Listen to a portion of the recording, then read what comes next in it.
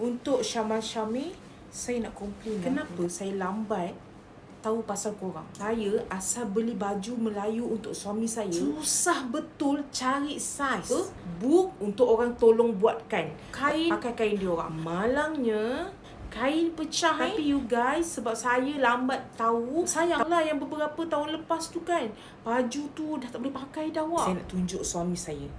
Abang, main sini. Tada! Okay, apa yang abang rasa? Sangat selesa. Semuanya cun, ngam-ngam.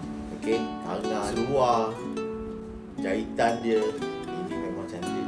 Memang ini ada pesak semua. Memang baik. Kalau ada pun susah. Kalau tak cantik, yang paling best korang akan dapat butang baju korang tak ada. Ada yang tanya nak dapat dekat mana? So, jalan-jalan dekat Angsana. Okey, area Angsana juga ada tempat-tempat lain kan. Korang boleh tengok dekat sini. Gitu tengok. Okey, memang best. Terutamanya korang orang Singapura ke, orang Johor ke. Okey, datang nak ke JB ke, korang boleh datang dapatkan baju yang sangat selesa ni. Belum kehabisan stok, sebelum warna dah banyak tak ada pilihan. Semoga membantu dapatkan baju Melayu yang tepat. Betul tak Papa? Betul. Bye.